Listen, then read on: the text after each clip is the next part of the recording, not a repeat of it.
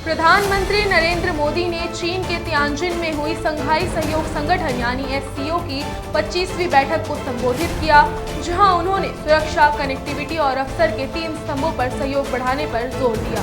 PM Modi ने आतंकवाद के खिलाफ दोहरे मानदंड खत्म करने और ठोस कार्यवाही की अपील की। गृह मंत्री अमित शाह ने जम्मू के विक्रम चौक और तवी ब्रिज पर बाढ़ प्रभावित इलाकों का दौरा किया। उनके साथ जम्मू कश्मीर के उपराज्यपाल मनोज सिन्हा और मुख्यमंत्री ओमर अब्दुल्ला भी मौजूद रहे। पटना में मतदाता अधिकार यात्रा के दौरान राहुल गांधी ने भाजपा और चुनाव आयोग पर वोट चोरी का आरोप लगाया। उन्होंने कहा कि महाराष्ट्र में गठबंधन से चुनाव छीना गया और लोकसभा के बाद जोड़े गए नए मत सीधे भाजपा को मिले। दिल्ली में यमुना नदी का जलस्तर खतरे के निशान के करीब पहुंच गया है। कालिंदी कुंज स्थित ओखला बैराज पर पानी का स्तर 200 मीटर तक पहुंचने से बाढ़ का खतरा बढ़ गया है। नदी किनारे रहने वाले लोगों में चिंता का माहौल है और प्रशासन सतर्क हो गया है। चंपावत में उत्तराखंड के मुख्यमंत्री पुष्कर सिंह धामी ने टनकपुर और बनबसा के आपदा प्रभावित क्षेत्रों का दौरा किया। उन्होंने बाढ़ में फंसे लोगों से मुलाकात कर उनकी स्थिति जानी और नाव से सुरक्षित निकाले गए परिवारों को राहत दिलाने का भरोसा दिया।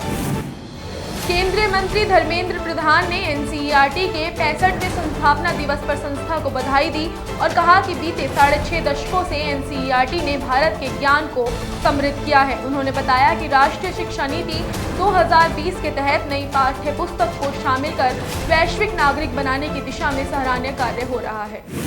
केंद्रीय मंत्री भूपेंद्र यादव ने नई दिल्ली में COP30 president designated ambassador Andre Correa do Lago और उनकी टीम के साथ मुलाकात की। बैठक में global goal on adoption NDCS की स्थिति और इस वर्ष की प्रेसिडेंसी योजनाओं पर विस्तार से चर्चा हुई।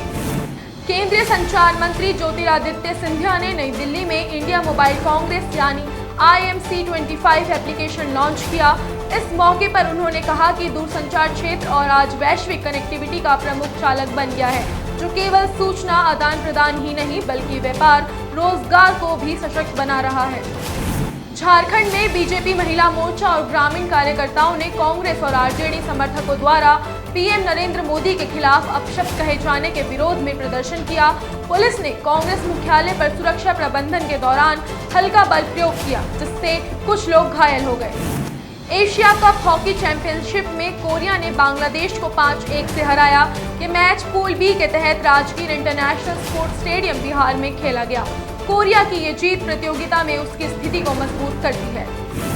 मध्य प्रदेश के मुख्यमंत्री डॉक्टर मोहन यादव ने भोपाल में विक्रमादित्य वैदिक क्लॉक और इसकी मोबाइल ऐप का उद्घाटन किया।